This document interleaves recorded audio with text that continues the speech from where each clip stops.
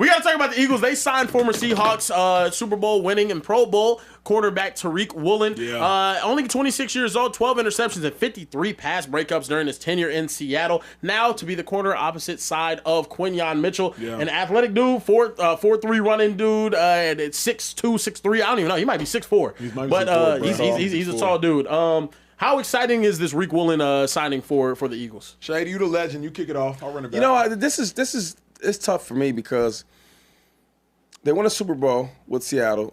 He only got 5 for what he got 3 for what did he get 3 for 15 this year. He got 1 for up to 15, 1 year deal. 1 year for 15. Okay. Yes, sir. Okay.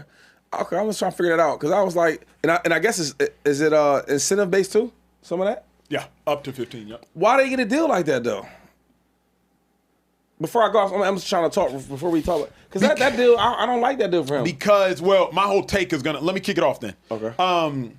Riq Woolen should get Eagles fans excited because I believe he is maybe the most athletic cornerback in all of football. 6'4", 210 or so pounds, and can run like a gazelle, like a 4'3" running DB. 6 interceptions as a rookie. An absolute dude. But if you know the Eagles and if you know their history at all at the cornerback position, you take a Nnamdi Asomugha, it doesn't work out. You take a Byron Maxwell, it doesn't work out. You take a Darius Slay, it does work out. So the Eagles have a history swinging big at corner and not necessarily connecting all the time. Why I'm excited about Riq Woolen is because he is a freak athlete with an incredibly high upside. But forget what Emmanuel Acho thinks. What do his coaches think about him? You got to remember, Mike Macdonald goes to Seattle and moves Riq Woolen from starting to the bench. Riq Woolen only started in nickel. Instead, they decide to start Joe, number 28, I believe, and Devin Witherspoon in base. Riq Woolen comes in nickel, moves Witherspoon to the nickel. Riq Woolen plays outside corner. If Mike Macdonald, a savant of a defensive mind, sees Riq Woolen and says, you know, Riq Woolen, you're good, but you're not good enough to start for me, then as an Eagles fan, I have to temper my excitement. I know what he's capable of, 6 interceptions as a rookie, but I also know I'm not Riq Woolen's coach. And Riq Woolen's Super Bowl champion defensive savant coach said, as talented as you are, I don't trust you enough to start you in base. So that's what matters to me. I'm excited because he is a freak athlete. Excited because he has potential. Excited because he has a ridiculously high ceiling, and I think he's better than what the Eagles had last year. But I also have enough competency and have watched enough film to say, okay, Riq Woolen, you do make some mental errors. Remember, Rams game, prime example. Phenomenal play. Very next play, I think Puka Nacua beats him for plus 50 and a touchdown. So Riq Woolen is at times let his mentality hinder him from the success his physicality is capable of granting him. Excited about it, cautiously optimistic about it. I think it'll probably play out to some degree like a Kerry Williams acquisition. If y'all remember Kerry Williams, Philadelphia Eagles fans, he was a good corner, wasn't an elite corner, wasn't a bad corner, was a cornerback on a Super Bowl winning team that was the Baltimore Ravens in 2012. I think that's what Riq Woolen is. I think he's a really good corner. I don't know that he's an elite corner. I don't think he's a bad corner. Just has to get his mentals right. I guess my thing is because Kerry was good, you know, but I don't know if Kerry had the upside like he has because he has a lot of talent. Fast, tall, lanky. But only thing for our defense, you got to tackle, right? And that's not one of his strong points. I'm waiting to see how this thing unfolds. I think he has so much potential that you can overlook some things. And I think when you get in an environment with players where, like, I don't know how it is in Seattle, but in Philadelphia, they'll call you out. I mean, Dory Jackson, I think had a solid career. We got the Philadelphia Eagles, and some games he didn't want to tackle, and then they called him out. And then we got better play. So I guess it's the environment he's in. We'll see what happens with him. I think he's a super talented player. He comes from a winning franchise, won a Super Bowl, so you always bring that pedigree to a new team. I'm just curious to see how he plays in our system because if you watch all our cornerbacks, they all tackle. The other thing is the Eagles' defense is predicated upon highly, highly, highly intelligent players. That's true, too. Highly intelligent players. Zach Bond was not some freakazoid athlete.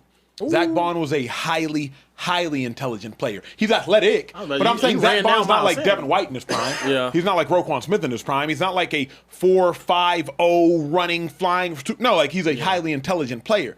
The Eagles' defense is not complicated. Shady knows.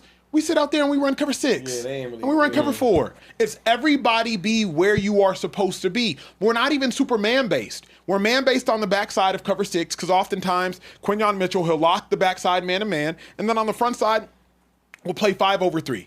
So Riq Woolen, I know you have all the physical ability. Eagles fans get excited about his physical ability, but if you are an Eagles fan, a true Eagles fan, not a fake, like a true Eagles fan, we got excited about Nnamdi Asomugha. Lockdown corner, all-pro corner from the Raiders. Didn't pan out. And Nnamdi is Nigerian. Like, he's a dude. Yeah. Dude, one of the best cornerbacks in Raiders history. We got excited about Byron Maxwell from Seattle, Legion of Boom. I played with Byron Maxwell. Didn't pan out. Got excited about Darius Slay. It did pan out. Here's what I thought, Kieran, when I saw this trade. I was literally driving, I saw it, I pulled over because I was talking to my dog. If Riq Woolen wasn't good enough to start for a championship team, you can't be gung-ho about him starting for you. Like think about that for a moment. Like, if he wasn't good enough to start for a championship team that's predicated upon defense, you can be eager, you can be interested, you can be optimistic, but I'm not standing on a chair saying like, we got the best cornerback in free agency. Like, use competency. Forget what I'm saying. Yeah, Mike McDonald said he will. You know what I mean? But there's sometimes coaches. First of all, people think players are cocky, and they are. The coaches are cockier. Yeah. Right? And they thought, okay, well, he ain't do great over there. He gonna do great with us. Yeah. I get the best out of him. You ever see a player who everybody knows he's not playing well at all, he's not that good, and he'll keep getting chance after chance after chance because these coaches say, you know what? Yeah, he didn't do good with him, but he gonna do great with me. Yeah. I think it's a similar situation. Because he does have a lot of talent, right? I mean, and then another thing, like, superb talent. Who's he replacing? Adoree Jackson? Yeah. I think if you replace Adoree Jackson with him, or you replace him with upgrade. It's an upgrade. Yeah. So Keely Ringo, upgrade. And you only give him a 1 year, $15 million deal, and it ain't all guaranteed either. Yeah. So it's like that's not a bad trade. I'm just scared that when we get into the heart of the season, and I don't want the same situation we had with Scatterboo was everybody was scared to tackle the dude. Yeah. You know what I mean? Like, every brother was just turning their head like they ain't seen. Yeah. You know what I'm saying? I don't want that again because now, that's an issue with our defense. Yeah. And our cornerbacks, they tackle. Mm-hmm. All of them tackle. All of them. Yeah. Cooper DeJean, Quinyon Mitchell. All of your DBs just tackle. No, for sure. I do think, though, bro, this is a huge win for them. I saw this and I was upset. One, not just because I know Riq Woolen, but also just because, dude, you get a 6'4" hyper-athletic corner that is shown at the NFL level. He can have an amazing season. He can be incredible. He can go out there and force turnover after turnover after turnover, lock up his side of the field. Yeah. And you're matching him with the Quinyon Mitchell, who also has that range and athletic ability. For Vic Fangio, this is an exciting opportunity. Like you said about coaches being cocky and whatnot. Also for Riq Woolen, you're a 26-year-old with a 1 year prove-it deal, and you know you can get 6 interceptions in the NFL season. This is huge. As a matter of fact, for the Eagles, I think this is the most upside that you could get on the opposite side for as cheap as you're going to get it. This is a huge win for the Eagles. As a Cowboys fan, I'm upset. You got two guys that are not afraid to go out there and run up against CeeDee Lamb and George Pickens. I think it's an amazing pickup. The Eagles are going to be an absolute problem. And I also think Riq Woolen is going to be one of those corners that we look back after the season and you're like, damn, that was a great signing. That was an amazing signing. And they're not even having to pay him that much. They need to get him back next year. Yes. Now, even if they go out there and ball, Riq's not coming back next year because you got to pay Quinyon Mitchell, you got to pay Cooper DeJean, you know what I mean? Like, and they got to be the top 2 highest paid. Yeah. I will end with this: it is a win-win, huge win-win.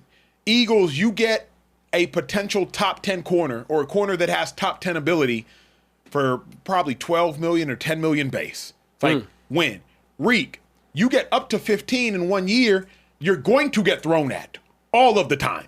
Because they're going to avoid Quinyon Mitchell. So you can easily go out there and get 4 to 8 interceptions. Easily get 4. If you have a great season, you can mess around and get 8. You're going to get targeted. You're going to get thrown at. You're going to play zone coverage. You get picks in zone. You get breakups in man. You're going to play zone coverage. It is a win-win for both the Eagles and to Riq Woolen. Now, Riq, you just got to go out there and deliver. And do not be the person to hold the defense back because defensive line solid. Carter, Davis, Ojomo, Hunt, Smith, solid. Linebacking core, solid. Campbell, Zach Bond, solid. Nickelback, Cooper DeJean, solid. Opposite cornerback, Quinyon Mitchell, solid. The questions with you, Riq, obviously we got questions of safety. How are they going to fill that out? But really the question at hand is with you, Riq, if you're the answer, bro, we're talking $25 million a year. Signing that contract at 26 or 27 years old next year, like, sky is the limit. So to me, like, win-win for both sides. Happy for Riq